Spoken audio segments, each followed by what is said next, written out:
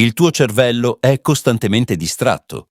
Notifiche, scadenze e una lista infinita di cose da fare ti portano in 1 milione di direzioni.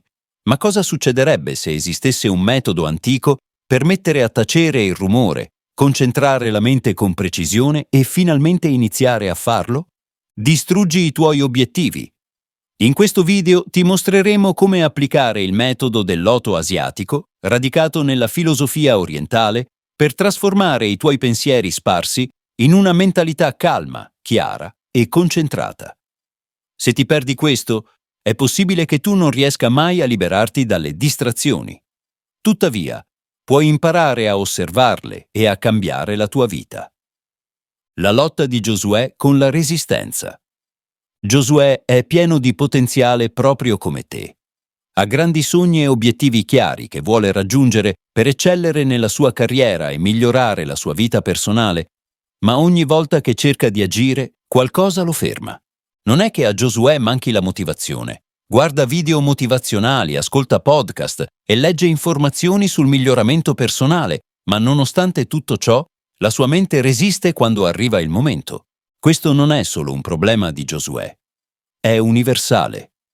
È il modo in cui la mente evita il disagio ogni volta che affrontiamo una sfida che sembra difficile o sconosciuta. Comfort e distrazioni, giochi, social media, anche sognare ad occhi aperti. Giosuè si sente come se stesse combattendo contro se stesso e non importa quanti contenuti motivazionali consumi, non durano mai. Sta iniziando a rendersi conto che ha bisogno di qualcosa di più profondo, qualcosa di più radicato, di una motivazione fugace. Nella filosofia orientale, la mente è spesso paragonata a una scimmia selvaggia che salta da un pensiero o distrazione all'altro, evitando tutto ciò che ti fa sentire scomodo o difficile. Il Buddha una volta disse che il peggior nemico non può farti tanto danno quanto i tuoi ignari pensieri. Questo è esattamente ciò che sta accadendo a Giosuè. La sua stessa mente lo sta sabotando. I suoi pensieri lo portano costantemente lontano da ciò che vuole veramente verso ciò con cui si sente a suo agio. In passato gli antichi monaci hanno compreso questa battaglia e hanno sviluppato metodi per domare la mente e portarla a un focus di chiarezza e calma. Ciò che Giosuè sta sperimentando è la condizione umana. La mente per natura resiste alle sfide e preferisce la sicurezza e la familiarità, ma gli insegnamenti orientali, soprattutto quelli che influenzano il metodo del loto asiatico, ci mostrano che questa resistenza non è qualcosa da combattere con la forza bruta, ma con la forza della coscienza. Il primo passo è la consapevolezza.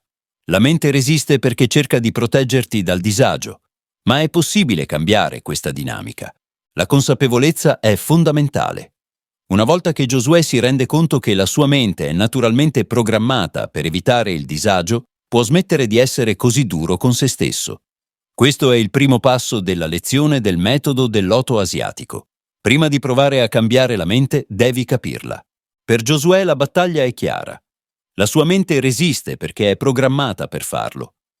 Ma ora vede che il primo passo non è lottare contro la sua mente, né costringerla a comportarsi diversamente, ma riguarda la consapevolezza. Quando Giosuè si rende conto della resistenza della sua mente, smette di cercare di superarla e riconosce invece il ruolo che la sua mente gioca per proteggerlo dal disagio. Ma invece di cedere a quelle tendenze protettive, impara ad osservarle senza giudicarle. Questo è un principio centrale del metodo del loto asiatico. Prima di poter cambiare i tuoi pensieri, devi prima diventarne consapevole. La consapevolezza è solo il primo passo. Ora che Giosuè ha visto la sua mente, progredisce verso la fase successiva di questo antico metodo. La forza del metodo del loto asiatico. Con la consapevolezza della propria mente, Giosuè inizia ad applicare il metodo del loto, un approccio antico ma sorprendentemente efficace per domare il caos interiore e risvegliare il potenziale dormiente. Il metodo del loto asiatico insegna che, proprio come il fiore emerge pulito e splendente dall'acqua fangosa, anche noi possiamo trovare chiarezza e forza in mezzo al disordine mentale. Il primo insegnamento è la concentrazione. Il loto si apre solo alla luce del sole E così anche la mente umana prospera quando è focalizzata su una singola cosa. Giosuè inizia con piccoli passi. Anziché cercare di affrontare tutto in una volta, sceglie un obiettivo, uno solo, e dedica tutta la sua attenzione a quello. Questo gli permette di ridurre il rumore mentale e di sentirsi più presente. Il secondo insegnamento è la pazienza. Il fiore di loto non fiorisce in un giorno, ma richiede tempo per crescere e svilupparsi. Allo stesso modo, Giosuè impara a non aspettarsi risultati immediati. Ogni giorno dedica del tempo alla riflessione e alla pratica della consapevolezza, permettendo alla sua mente di adattarsi gradualmente.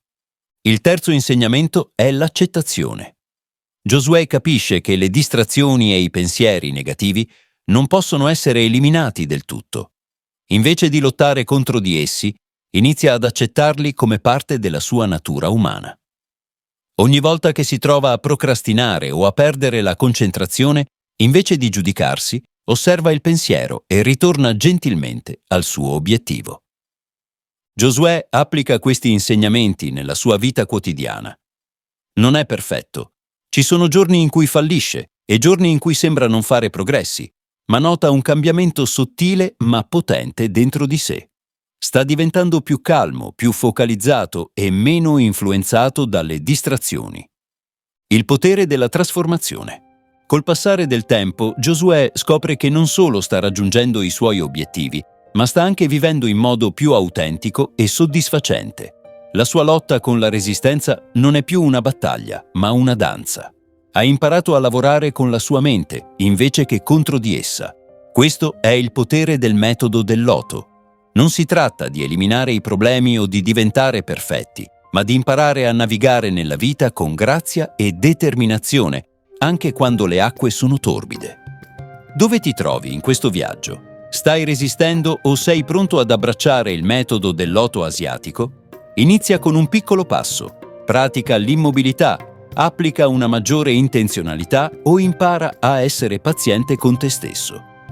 La tua crescita arriverà, ma si svilupperà a tempo debito. E ora tocca a te. Quali sogni stai lasciando in sospeso? Quali obiettivi hai rinviato troppo a lungo? Ricorda che non hai bisogno di una motivazione straordinaria o di una forza di volontà incrollabile per iniziare. Hai solo bisogno di fare il primo passo.